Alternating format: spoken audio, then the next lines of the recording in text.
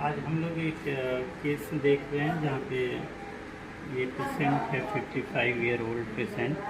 Hypertension की वजह से इसको ब्रेन स्टेम ब्लीड है। ब्रेन स्टेम एक ऐसा हिस्सा होता है ब्रेन का, जो ये वाइट स्पॉट दिख रहा है, ये ऐसा हिस्सा होता है कि जो सारी चीज़ों का सेंटर है, वहीं पे रेस्पिरेटरी सेंटर है, वहीं पे हार्ट का सेंटर है, वहीं पे सारे हाथ पैर हर चीज़ का। अगर यहाँ पे बड़ी ब्लीड हो जाए तो लगता है कि अब लाइफ इम्पॉसिबल है और मेजॉरिटी ऑफ द केसेस में लोग गिव अप कर देते हैं। लेकिन जब ये ब्लीड थोड़ा सा छोटा रहता है तो पेशेंट की रिकवरी ग्रेजुअली होती है, थोड़ा सा लंबा टाइम लगता है। हम लोग अभी करने जा रहे हैं ईवीडी। ईवीडी एक प्रोसीजर होता है, ब्रेन के अंदर 3 पार्ट होता है।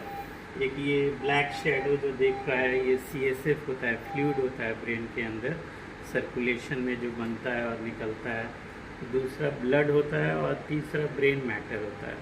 तो कोई भी चीज़ अगर बढ़ जाए तो ये बोन फिर जो है उसमें प्रेशर जनरेट करता है ब्रेन के अंदर और पेशेंट सडन डिप करते हैं। इस केस को बोलते हैं एक्यूट हाइड्रोसेफेलस। यहाँ पे जो ये ब्लड है ये पानी के फ्लो के रास्ते में आ रहा है और कई बार ट्यूमर के वजह से ऐसा हो जाता है, कई बार इन्फेक्शन के वजह से हो जाता है। ये इतना सीवियर कंडीशन होता है कि कई बार कुछ मिनट या कुछ घंटे में पेशेंट की डेथ हो जाती है। अगर एक्यूट मतलब अगर वाटर कलेक्शन होता है तो इतना प्रेशर जनरेट करता है कि अगर तुरंत इसको डिकम्प्रेस नहीं किया जाए तो पेशेंट की डेथ हो जाती है। तो हम लोग यहाँ पे एक बोन से एक होल करेंगे छोटा सा और उसको एक छोटी सी पेन की रिफिल की तरह ट्यूब डालते हैं जो यहाँ पे अंदर की तरफ जाए और वो ड्रेन करे फ्लूइड को, ताकि ब्रेन का प्रेशर रिलीज हो। देखते हैं आगे हम लोग प्रोसीजर करते हैं इसका।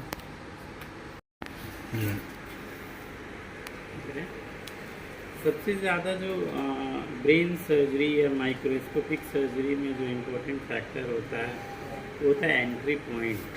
पोजीशंस का बहुत रोल है, इसलिए कि जो ब्रेन है इट्स लाइक अ बटर और उसमें जो थिकेस्ट आर्टरी होती है, जो सबसे मोटी आर्टरी होती है, उसकी साइज़ 3 mm के अराउंड होती है।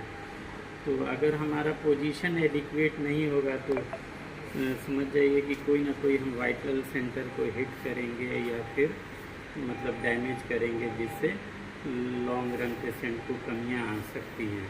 तो एक तो ये जो EVD करते हैं हम लोग, कई सारे पॉइंट होते हैं ब्रेन में इस कैविटी को हिट करने के लिए। तो हम लोग मोस्ट प्रिफर्ड जो साइट होता है, फोकस पॉइंट होता है, नियरली 11-12 सेंटीमीटर मेजियन से बैक साइड जाते हैं मिड लाइन में, और फिर 2 से 3 सेंटीमीटर लैटरल जाते हैं एंटीरियर टू कोरोनल सूचर और उस पॉइंट से हिट करते हैं। तो एक तो हो गई पोजीशन। दूसरी जो मोस्ट इम्पोर्टेंट चीज़ होती है वो होती है स्टरलाइजेशन। ब्रेन का नेचुरल एक प्रोटेक्शन है ब्लड ब्रेन बैरियर, जो मार्केट के अंदर जितनी भी एंटीबायोटिक्स हैं, majority of the antibiotics brain को नहीं जाती है। तो ब्रेन में सबसे ज़्यादा ज़रूरी होता है इन्फेक्शन को प्रिवेंट करना। ब्रेन में अगर हॉस्पिटल एक्वायर्ड इन्फेक्शन हुआ तो मैक्सिमम चांस है कि पेशेंट का सर्वाइवल जो है वो क्वेश्चनेबल हो जाता है कि वेदर ही और she is going to survive और नॉट। तो स्टरलाइजेशन एक बहुत ही ज़रूरी होता है ब्रेन सर्जरी के अंदर। अब ये फाइनली EVD ड्रेन है, हम लोगों ने एक बोन में होल बनाया है फोकस पॉइंट पे, और EVD ड्रेन यूजुअली हम लोग 5-6 सेंटीमीटर पे हिट कर पाते हैं और एक पर्टिकुलर ट्रेजेक्ट्री होती है, जनरली 90 डिग्री पे हम लोग डाल देते हैं। तो ये हम लोग वेंट्रिकल को हिट करेंगे, जो छोटी सी सेंटर ऑफ द ब्रेन में जाएगा।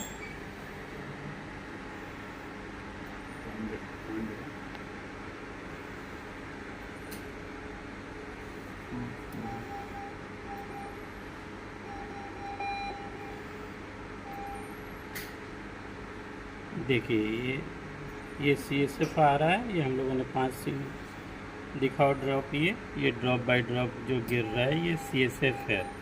अब इवन 3 ml भी CSF ड्रेन होता है, it makes such huge difference कि कभी कभी ये लाइफ सेविंग इमरजेंसी होती है।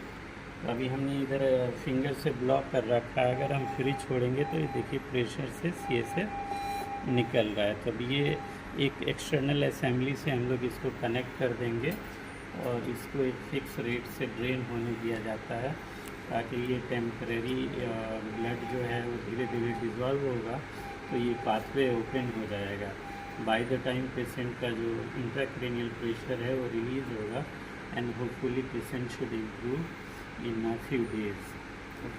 Thank you.